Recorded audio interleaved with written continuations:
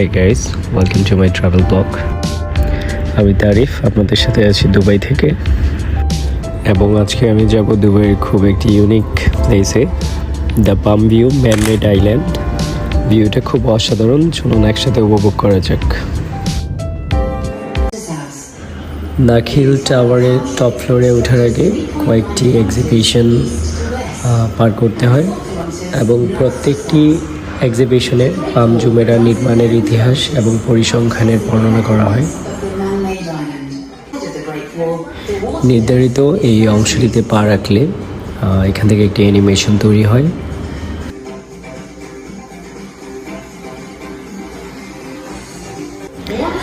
animation থেকে বের হওয়া